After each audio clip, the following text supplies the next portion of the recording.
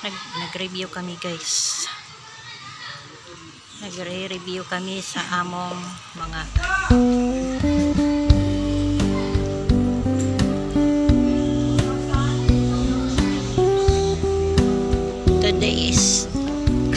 Today is Wednesday, so ngayong Sunday ng ano namin, ngayong darating na Sunday ang ano namin, final na exam guys.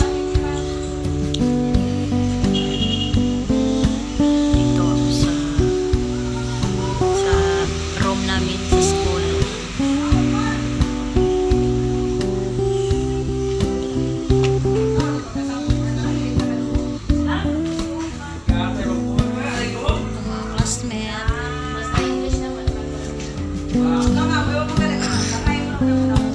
Kaya niya guys. Okay, the Mayon volcano is situated in the province of Albay, the Bicol region, at the southeast and of Luzon Island, towering the height of 2,462 meters above sea level.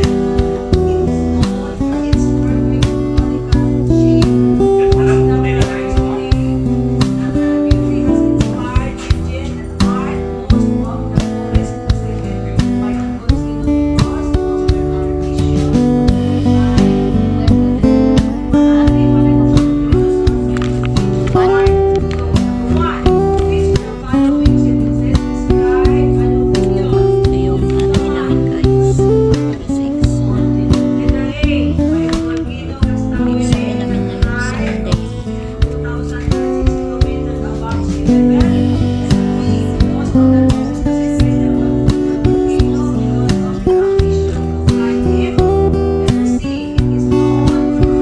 conical shape. The beauty has inspired legend and art most of the tourists visited by the volcano because of their artificial Yung ano namin guys. Exam namin na Sunday.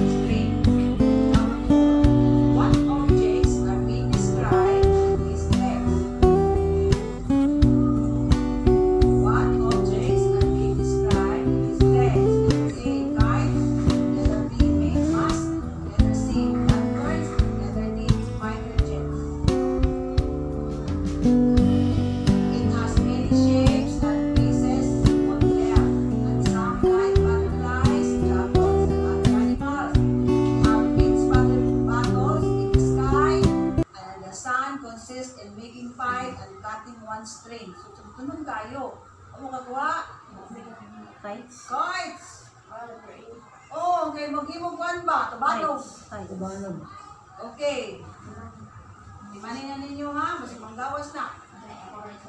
Okay, number 5. Mylene and Mercy. Dili kay ang answer mo yung timanan. Hasta ang mga di pambasa. Okay, kasi tunay yung timanan. Mylene and Mercy are at the beach. They set up towels, chairs, and sunblock lotion. Suddenly, it became windy. So, sa may windy? Hangin. When Mylene looked up in the sky, she saw big gray clouds. So, sa mana? Timong, dagom. So, what will happen next? It will be a windy day. A heavy rain is coming. It will be nice day to swim. They will go and play in the water. See? So, they call it dagom. So, sa'yo pasabot, anak? Terbi, ma'am? Terbi. A heavy rain is coming. So, din mo mag-review tanong. Kaya rin na makasabot ka ba? Ikaw yung mag-review. Kasi basa dyan. Heavy rain is coming. Okay, number 6. Prepare the medical tools and tell them to get ready in the surgery of the patient who have problems with the bones. Joel, uya ba ni mo? Apel ito ni mo. Apel ito ni mo.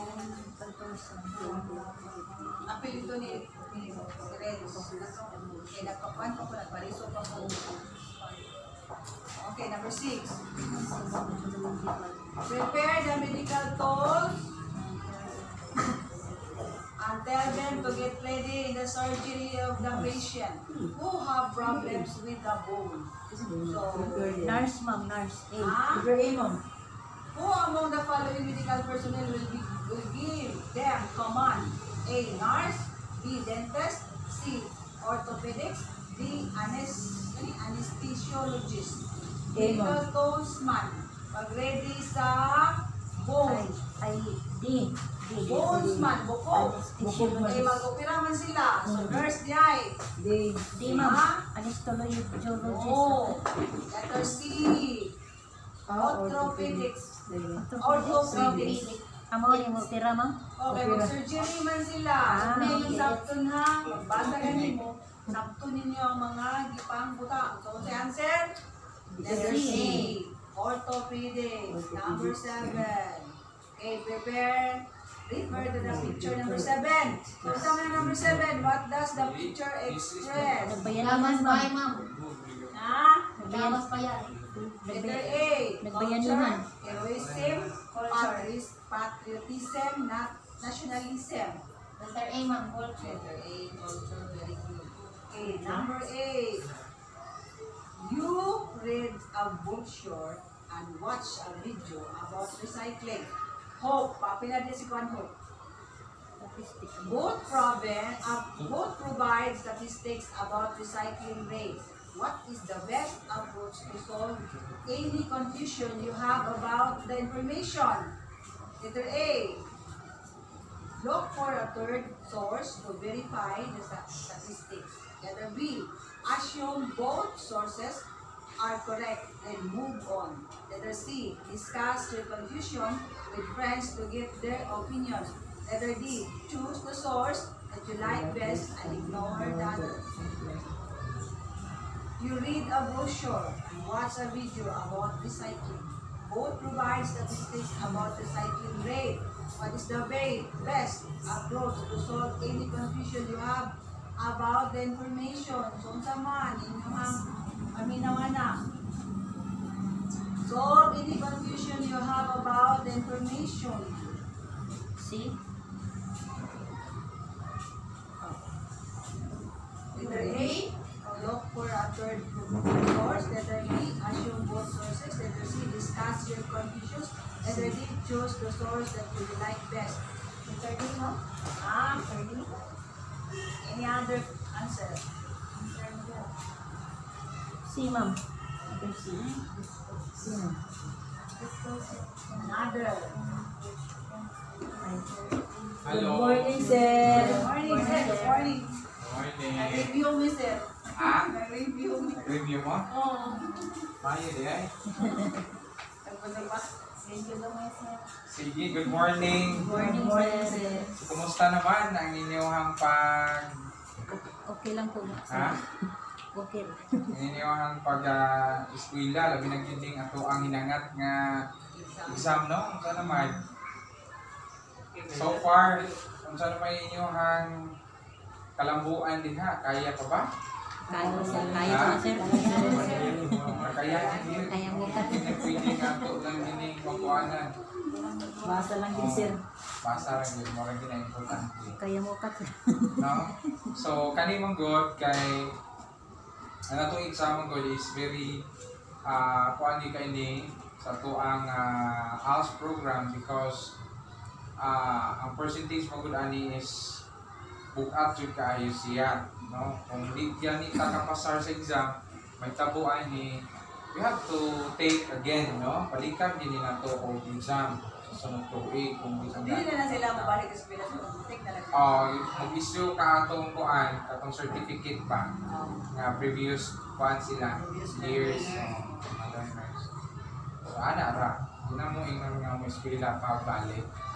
So issue ra mo kanang certificate nga naamoy ditagaan mo og learning intervention ni ma'am. So signan niya, nya mo ra to i-attach niya. With your portfolio, ayaw to nyo guardaan yung portfolio kaya inyo ra mo sa to i-update lang sa mga kapapuan, no? So again, no, sa ato ang pag-take sa test, dili lang kay nato gyud ingon na murag magdalita, no? Dapat yun, if possible, kung magtubag ta sa atong exam, ani ato yun, murag tagaan yun na tukuan kada items na dili lang yun ingon nga ato lang hindi anak lang. So, bililhon kayo ang kada items, no? From 1, 2, 3, 4, 5, nagto. Kapila man ta mo basa sa question. Kapila man. Twice, no? Kaduha. So, if possible, pwede ba sir katulos? Sige. Pero ayaw nag-ilusig balik-balik yun. Kaya maaftan ka sa time, no? Pero anyway, our examiners, mangita o ka na bang mo-consider yun ba, no? Sa inyo ha? Because this is the first year time nga nag-conduct ta o exam sa ALS, no? For how many years? 2018 pa ang last exam. Imagine, almost happy na tayo 5 years, no? 5 years. 5 years na. So, kamoy first karon nga batch nga ni-take o balik sa exam. So, kana, ang hinaot ta nga dili na nato dali-dalion kay dili man ni contest kung kinsay una makahuman. No? Wala man. So, ang ato gitanaw ani kung kinsa gi makapasa. It doesn't matter kung ikay first nga nakahuman sa exam, wala man ingon nga previewhan ka nila ni ma'am. Dili man. So, ang paagi nga kung unsang orasa gyud ang oras nga mahuman, nya if maabot mo nga dili pa gyud kay napakas number na blah blah blah, mangyo ta. Mao nga. Tagay lang ko